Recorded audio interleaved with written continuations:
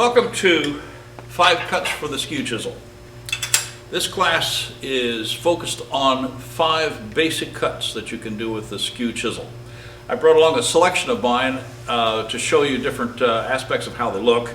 But first I need to get everything ready here. I've waxed the ways so things move smoothly.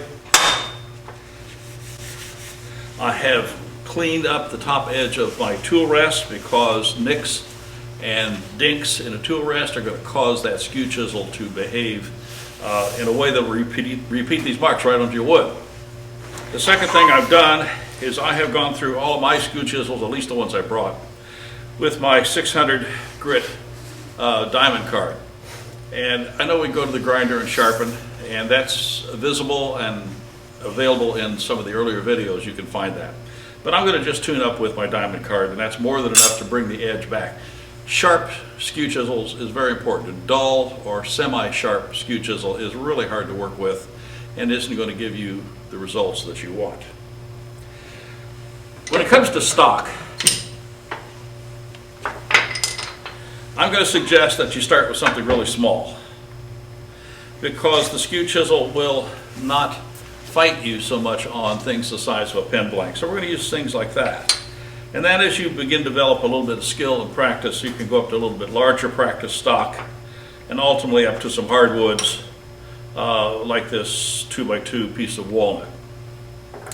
So what I have done is brought along a whole selection of tools, and I want to show you this one as an example of a good Skew Chisel. A good Skew Chisel.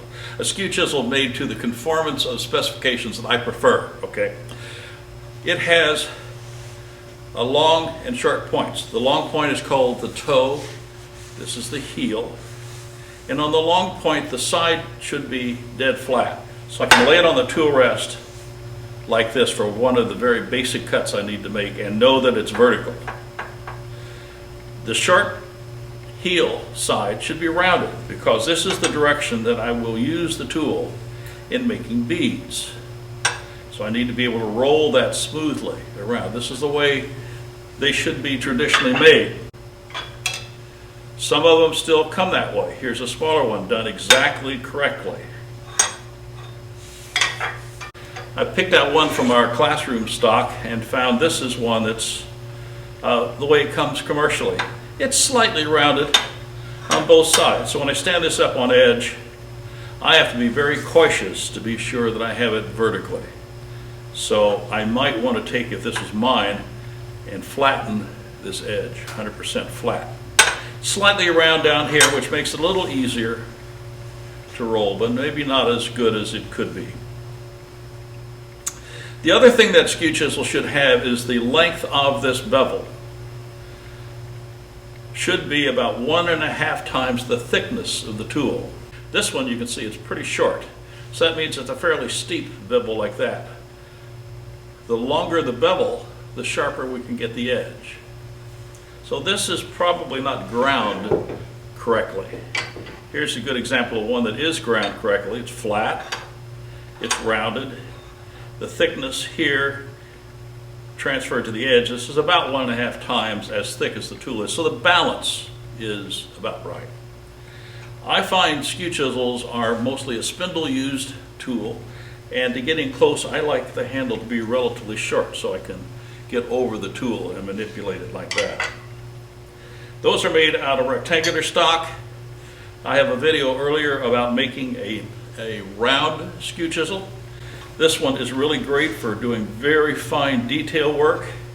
This is 1/4 inch drill rod with a pretty simple plain old handle. But that's a Skew Chisel also. Yeah, it doesn't have some of the features, but it has others. So let's clear the deck. I'm going to put these out of the side here. Now, here's a Skew Chisel. It's going to be really great for doing things like trees and fence posts and things like that, but for delicate work, for me, this is not a useful tool. There are some professional turners that do some very tiny, delicate work with very large skews, but this is good to show you that not only can the edge be straight like this, it can also be radiused like this. For planing cuts, which is the first cut I'm going to show you, the radius to edge keeps these 2 points back away from the surface of the wood and less likely to get a catch. So let's do some cuts and go through the 5 basic skew chisel cuts. Can we do more things than those 5 with the tool? Absolutely, but those are the ones we're focusing on. So first thing I'm going to do is to take a piece of something that looks sort of like a pen blank. Get these out of the way. Bring up the tailstock. Not quite that tight, I want to get it centered first. And just by eye, that's good enough.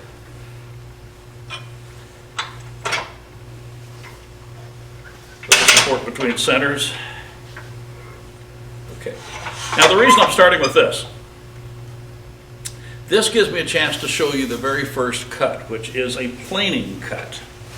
And what I'm going to do is to take one of these tools with the radius edge and make that cut. If I was going to bring a piece of square stock around on something larger than this, I would not do this. I would do it with another tool. The pieces flying off from here can be long, and they can fly pretty far. I'm sorry for that. So basically, what I want to do is to be sure I'm hitting the tool against the wood, slightly above the center line. I've got my tool rest set in here. I'm going to hold the tool against my body. I'm going to rest it on the tool rest, and I'm going to rub the bevel, this portion of the tool right here, against the wood. It's going to bang and not cut, and I'm going to slowly raise the handle until I just get a little bit of dust. And at that point, I freeze. I lock both arms of my body, and I simply move my feet and my legs, keeping this tool straight and level. Speed's to 0, power's on. Now it's not running perfectly straight, but that's pretty good. On the tool rest. Now, I just put my hand down here, and the handle of the banjo for the lathe is kind of in my way, so I'm going to stop, flip the handle to the other side, so I have the clearance to come in here. Now we'll do it again. On the tool rest, against the wood, I'm going to raise my right hand. So I first get that cut.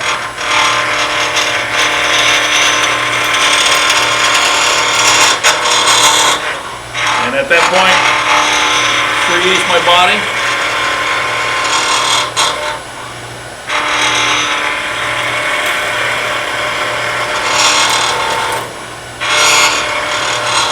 So if you're roughing out a pen blank, this is a perfectly good way to do it.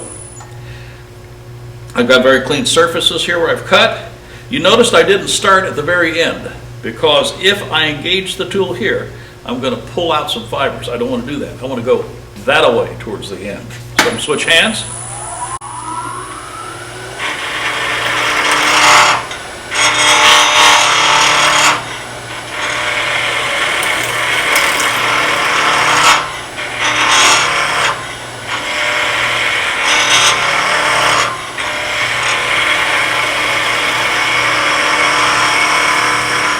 Now I'm just resting the tool against the wood, letting it cut.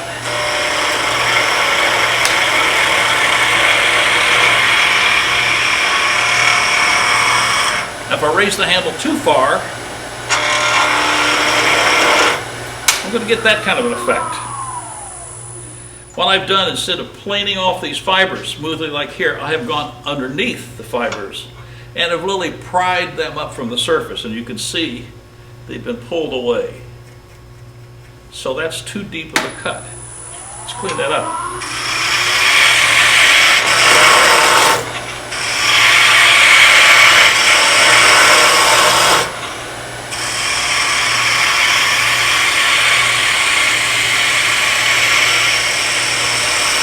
Smooth and steady. And the effect is, this is maple, And that surface is really nice. Down here I didn't get it yet, so I'm going to go this way, toward the end.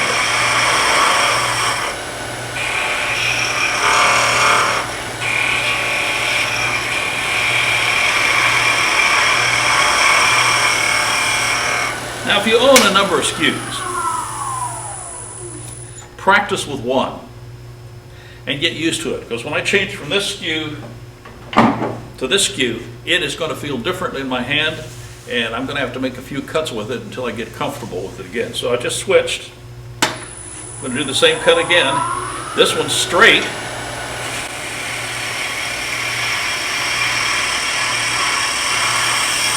Well, you can't tell it. I can tell that it cuts differently. And I'm not pushing it through the fibers. I'm pulling it up to the edge and letting it pull itself through. Can I tell any difference between the two surfaces here where I just used this and this spot? Not a bit. Planing cut. Good for roughing out on small blanks. It's good for making a surface smooth. If you're going to do furniture where you might have a taper, this is the way to do it. If I want to taper this, I'm going to set my tool rest at a slight angle to use it to set the taper. And then,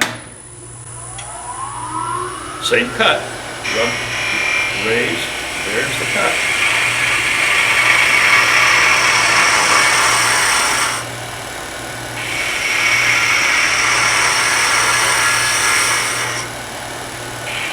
And as you can see, I'm starting to get a slight taper, so the tapers work. Now if your tool is sharp, and you cut carefully, and you take light cuts, that surface is going to be like glass. Now I'm not joking when I said starting at sanding at 220 is going to be okay. Planing cut. Bevel against the wood, handle on the tool rest. I'm going to lift my right hand until I just see dust, and at that point I freeze my body. My left hand's job is just simply to keep it on the tool rest. There, just dust.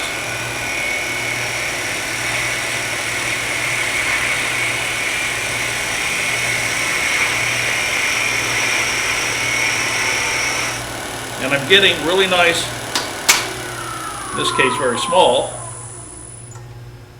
nice clean shavings. So the first tool practice that you need to do is to practice the planing cut. Whatever tool you're using, anchor on the tool rest, rest the bevel against the wood, allow your right or left hand to come up until you start getting just a little dust off of the edge. Freeze this triangle. My left arm, my right arm are tight to my body. I'm forming a triangle which holds that tool very, very steady. And my movement is in my feet and in my legs. That's cut one. Let's go to cut two. We can use the same piece of wood because it happens to be here. Let's select a different tool. This tool is much longer. As you can see, I've used it for a long time. It's probably about half its original length. But it's shaped properly. And it's perfect for doing my next cut, which is called a V cut. The V cut, I actually use this flat on the back of the tool. I'm going to rest it on the tool rest, which allows the tool to stand absolutely vertically. The long point is down, and I'm going to simply touch the long point to the wood and raise the handle, and I'm going to make a little V cut. And if I push real hard, it's not going to get deeper. It's going to stop because it's going to bury itself in the wood. Pushing harder, I can maybe burn it. Let me just make a couple marks.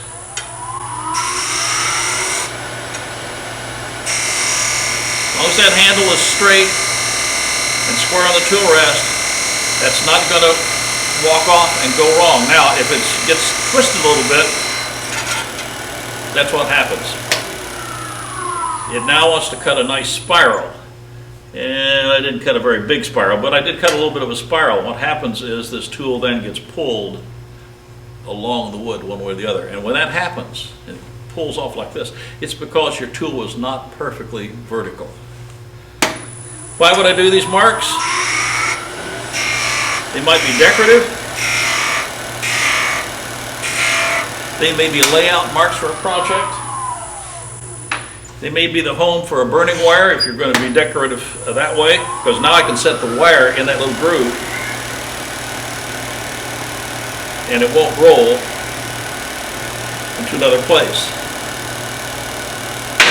Used a lot in pen turning and other projects where I want to put decorative marks.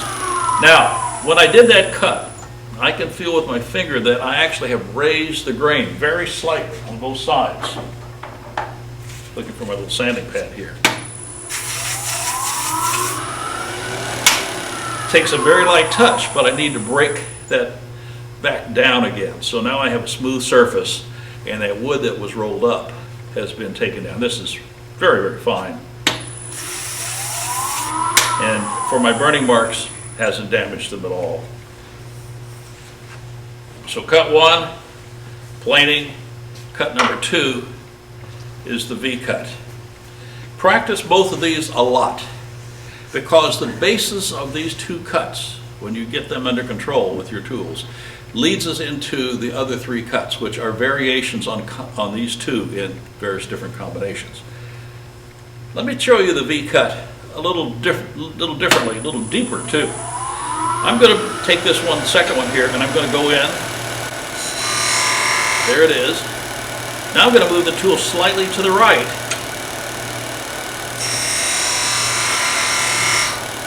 Slightly to the right.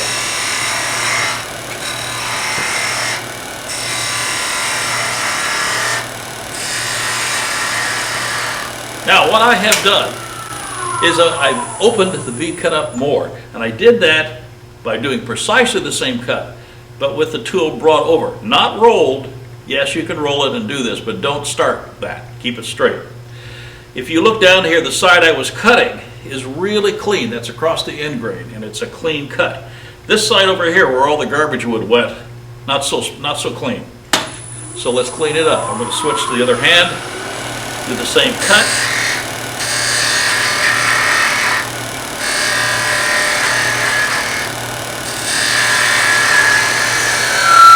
And I can get a clean cut, and I can take care of the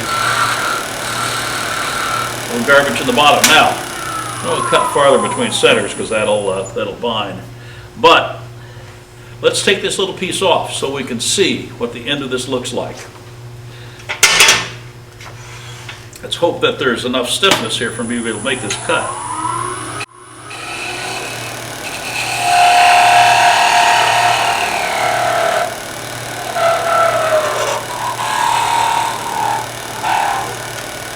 Okay, now if we can look at this end surface, this is end grain of wood, and I've been cutting across those fibers cleanly, and if you can see, that is really polished wood. It's probably not good enough on the camera, but trust me, it really is. I can now come in here and maybe clean up that little bottom right at the bottom. So if I'm making a tool, I may use the planing cuts to shape the length of the shaft for a handle. I can use tapers to get the shape of the tool. I might use V-cuts for decorative marks. And at the very end of the tool, where it's going to be extremely hard to sand, I'll use a combination of V-cuts to trim that end off. And so this is a end cut done by simply the V-cut. Can I take more off?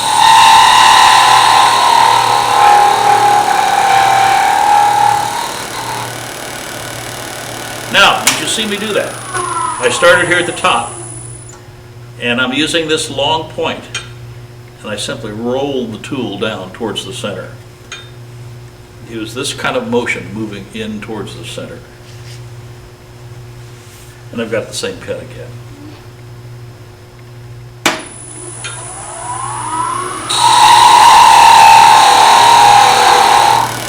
Now I stopped short, and you can see what the waste wood is looking like. It's very thin. I only moved over maybe a 64th of an inch at the most. If I move too far over, I just simply start another V-cut. And this wood on this side here will not flake off. There's too much mass over here. So you only have to take a little tiny bite, very thin.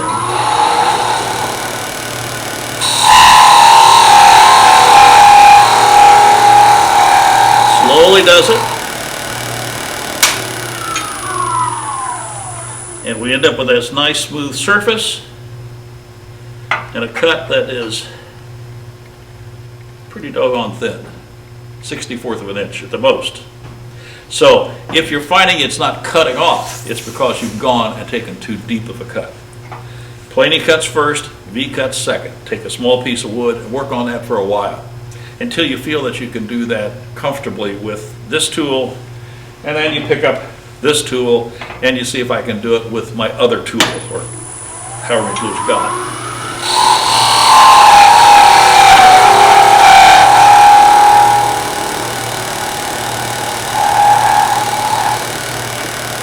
Know that as you get down towards the center of this piece of wood, the surface of the wood moving past the cutting edge is slower and slower and slower. So when I'm getting a really great cut starting here, the closer I get to the center, the longer it's going to take. So have patience and don't push through. Allow the wood to cut freely.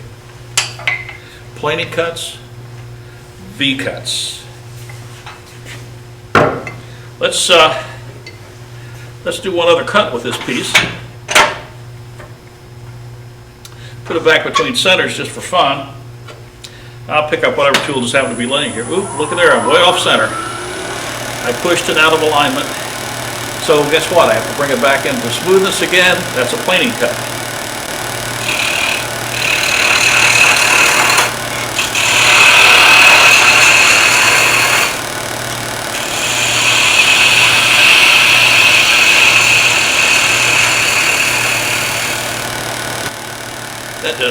So planing cuts are useful all the time. I'm going to show you what's a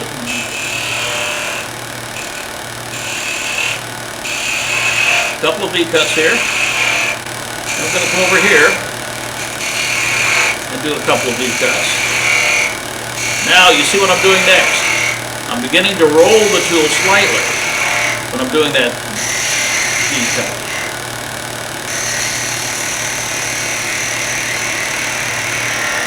This is going to take some real practice.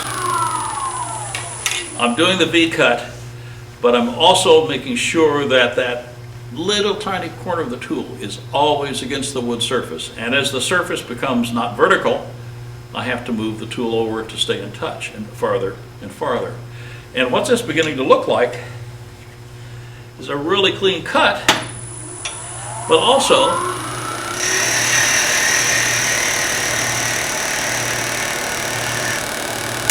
I made that look easy. Trust me, it's not going to be that easy until you practice. That's half a bead. So I have taken the tool, taken my V-cut, and rolled into it here. This is number 3. This is a V-cut leading into a bead. So now let's do the other side of that same bead. I'm going to establish where it's going to be. I'm going to do it left-handed. Can I do all of my skew work right-handed? As long as I want to go this way, I can. What if I want to go this way? I've got to change hands. There is no right-handed skew cut. There is no left-handed skew cut. There is the appropriate hand for what you need to do. You've got to be ambidextrous with this tool. No choice. Left side. Now my bead, I just took a little tiny corner off. This is sort of like a plane, isn't it? Little tiny cuts. Each time I'm rolling it a little farther. And at the bottom I'm going to be straight vertical. Don't have the shape right.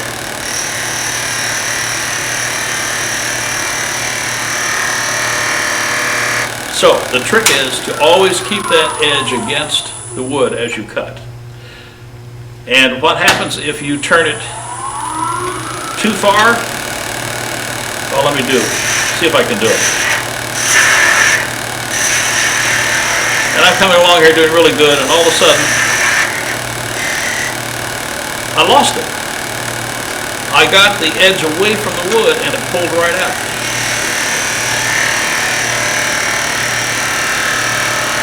The bottom of that V, that tool is going to be vertical, just like that. This is a very difficult cut to master, and probably one of the more difficult ones to get. So what you're going to have to do is practice a lot. Do your planing cuts, do your V cuts, and then start practicing V's.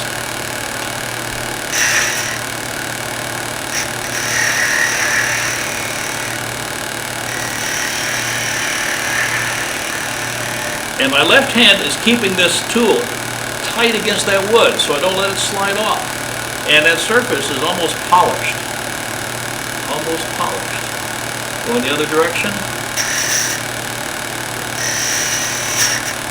Now I'm going to see if I can get a catch. There.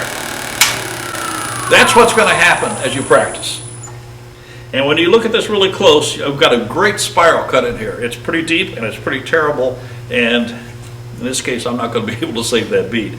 But what happened was, as I was following around this surface, I turned the tool too much, and instead of rubbing that bevel right there, I engaged the whole edge, and it literally pulled the tool back along. So that is one of the things that you're going to find in working with a skew is, oh, come on, I'm trying to, there we go. If you get it turned too far, the edge will engage and you'll end up with a spiral cut. So this is a catch, and I'll tell you what it means. If you look down and see that it is a spiral cut, that means that you engaged the edge. You had turned the tool too much. Too much. The other kind of catch we get is typically not on small pieces, but on larger pieces, where we end up getting the top corner. Oh, I can't do it. It'll catch in the wood. This is too narrow for me to actually make this happen. And it'll pull out a divot. Imagine playing golf and hitting a shot down the fairway.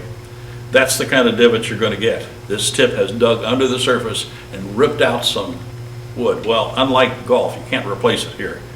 You're going to have to plane it back down again. So I can clean this up. How? Planing cut.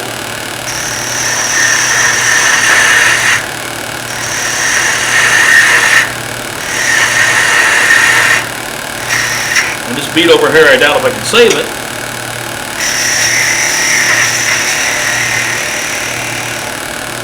But I can make some cuts on it. So, good thing to practice with is smaller stuff. Once you get up to a piece that's much larger diameter, you're going to run into more and more issues. And the issues are catches will happen more frequently. So if you're a pen turner or have ever turned pens, working with pen blanks is a good size stock to work with. I just dropped my sample piece. Let's take this out, put in another piece. You can do this between centers, but I've done it this way because it's convenient to grab these and come up to center. It's on center. Nice and snug. Nice and snug. Now, I said roughing out with the skew chisel for larger pieces is a little problematic. That's true. Now also, if I was going to rough it out on this one with this little tool, I'm going to get a catch almost for certain, because that corner is going to catch. There's too small of a working edge. So for doing a rough out, I have a tendency to want to use a wider tool, this way. And this is where the radius tools come, because as I plane across here, this heel and this toe are curved away from the wood, and they're not going to engage near as much. And to hear that big piece come off of there, that's one of the reasons why I suggest on larger stock, do not do it with the skew chisel. Do not do it with the skew chisel. Go to a more traditional way of rounding that out until you get a nice stock.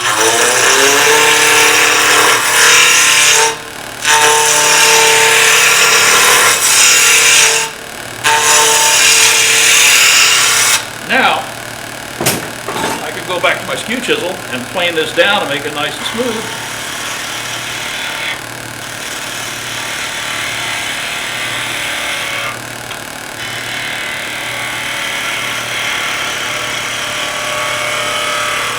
This is a Skew Chisel with that radius tip, the one I started to use a minute ago. And I've got a fairly nice looking surface. So use this to finish up your planing out cuts. So we've talked about V cuts, we've talked about planing cuts, and I've shown you some practice cuts of beads on very small stock, which is the place to start. But also I'm going to show you a way of taking the stock down to a smaller diameter very rapidly. It's called a peel cut. And a peel cut is taken with the tool laying flat on the tool rest like this. The long point leads in, and I'm going to roll down, and it's going to make a really ugly looking cut, but it's going to get rid of a lot of wood real fast. So it's laying on the tool rest. I'm going to push in. You see me rolling? And what I have done here is taken away a lot of stock. This is not a finished surface at all. It is the shape of that tip. And so I've taken away a lot of stock very rapidly, and I've left a not a very nice looking surface.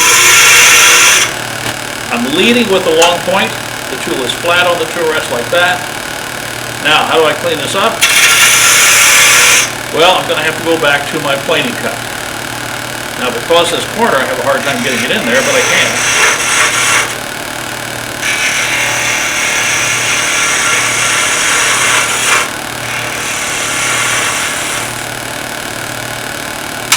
Peel cut.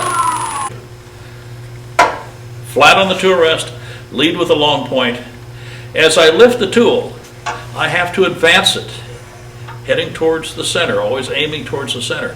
If I just roll it over, I'm going to go from cutting to scraping. And I'm not talking to you about scraping with this tool at all today. So let me do this one more time. Tips in the wood, and I'm moving towards the center. The handle's coming up, the tool is moving in.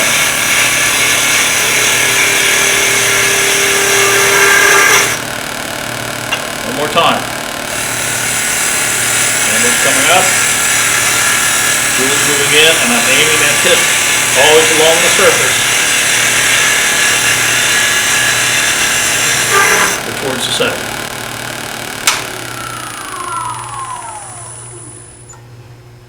Now the surface is not too bad, but that's not a good surface. That needs another bit of work. This end down here is a little rough. Let's cut this off and finish this up down here. I'm going to make this go away. So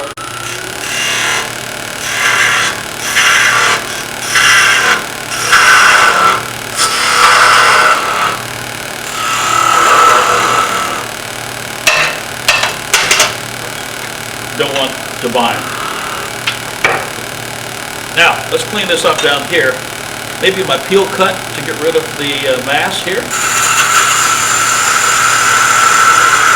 Going towards the center. Turns much more slowly in the center. Aiming at the center.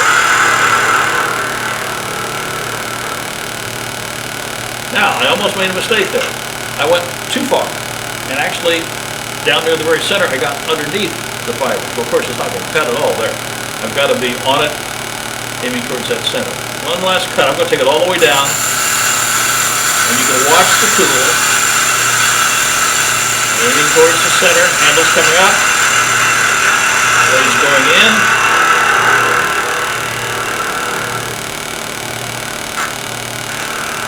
And I missed the center. I missed the center because I went too low again. Okay, plain V bead peel. That's 4 out of 5 so far. I'm going to use this one, but before I do it, let me hone it a little bit. It's been used for a few minutes. This is a straight edge. This is one of these diamond cards. This is 600 mesh grit. So I'm going to lay it here on the heel, bring it up to the edge. A few strokes.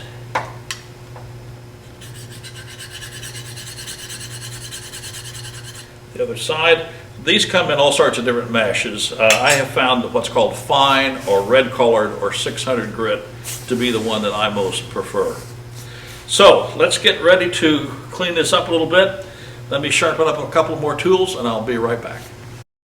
Okay, I've got another one. I just honed that. This is a radius skew. Process is exactly the same. Anchor the tool on the thing, bring it up to the bevel, and now, as I come around, all I've got to do with my left hand is to rock that tool.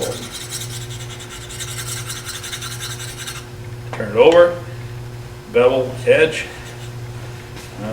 There's the engagement, and I'm just simply rocking the tool like this with my other hand. I've done many demonstrations where I have had no sharpening equipment available. And these tools, these cards, which are always in my pocket, they're always there. That's like a razor. Now, when you get a tool that's very, very sharp, you'll lose the edge much more rapidly. If the edge was blunt like this, like an axe, it doesn't get real sharp, but it doesn't change its sharpness very rapidly. As we become much more acute, that edge gets sharper and we lose it faster. Imagine a chef's knife, how fine that edge is, and how many times that chef is going to his stone or steel to tune that back up again. It's because that goes away. So constantly keep an eye on the edge of your tools. Okay, one last cut. Well, here's our piece.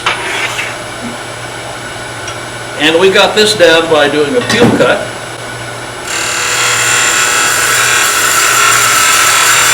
You know, I'm doing about 1/8 of an inch. If I went in here for half a tool width,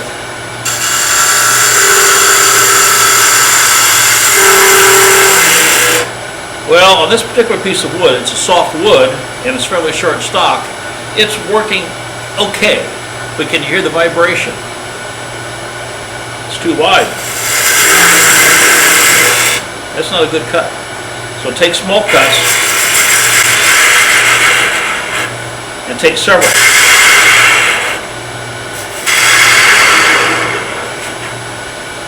Now, I have a surface on the end. And it's a little torn grain in there. And I'd like to have a nice, smooth end. So I'm going to show you an end cut. That was a little scrape on the corner just to clean that fuzz off of there. The end cut is this way. I just hit my finger with the edge of that tool and I got to check to see whether I cut it or not. That's pretty sharp. I'm going to stand the tool up like I did the V cut, and I am going to make a cut all the way into the center. Now the trick on this is to never let this tool ride flat against that end. I have to have some clearance. I need maybe 1 or 2 degrees. In other words, I need to be able to see between this tip and the shaft. I need to be able to see some light. Let me make one and then we'll talk about it.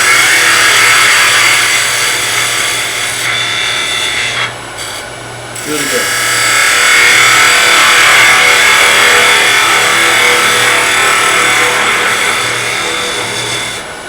Now, what do I get? I get a glass-like surface. That's what I get. I have a piece of wood here that is end grain, and I do not have to sand it. Now, if I let that whole edge touch, I'm going to get a catch. I want the tip, basically this little millimeter down here, to touch, and I want the rest of this tool to be basically like that, but only maybe 1 degree. I want to be able to look down here and see air, light, between the shaft and the wood. If I don't, I'll get a catch, almost certainly. I'm going to start right here in the corner.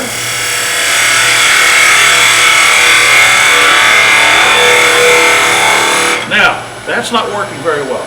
The reason is, you can see now how deep it's going. It's too deep. Let's clean it off.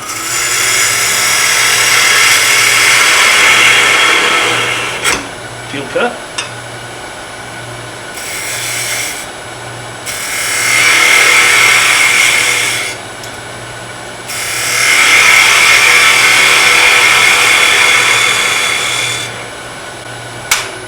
Now, just like the peel cut, this corner is rolling towards the center. If you could see this up close, you would see that this whole tool is covered with dust except for a little tiny triangle right on the tip of that tool. And that is the only part of the tool that has touched the wood.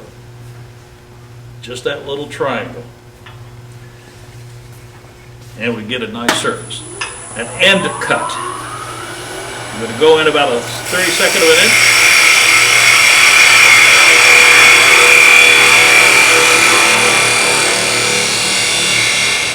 As I get down towards the center, remember it works slower. And that's an end cut. Can I use the Skew Chisel for other things like opening cans and stirring paint? Yeah. I can also use it as a scraper. And if I had a knot on the wood like this that was not planing very smoothly, it'd be pretty easy. Not with a flat one, but with a radiused one to come in here with the tool flat on the tool rest and scrape back over top of that knot to take out roughness that might not disappear other ways. I can see where I scrape from here to here. The knot is smooth, but the fibers, the long fibers on either side of the knot are not as smooth as they were before. So, with your skew chisels, whether they're small or large, get a small piece of wood, put it in your chuck, plane it, V-cuts, plain V-cuts, plain V-cuts. And then take that V-cut and start rolling one side to the other and making beads. Start with small stock, it's going to make a huge difference. Then gauge up to something a little larger, and then maybe larger still as you need to. The practice, plain, V-cut, combination of the plain and V, which is the bead, peel cut for removing stock fast, and end cuts for finishing off the end of a piece so we have a nice smooth end grain surface. 5 cuts for the Skew Chisel. A chance for you to begin to develop skills with one of the most versatile tools in your tool chest. And it needs practice. And every tool you have, every skew you have, will need equal amount of practice because they all will behave somewhat differently. So until we see you again, get out some wood, go in the shop, start making some cuts with your skew. We'll see you later.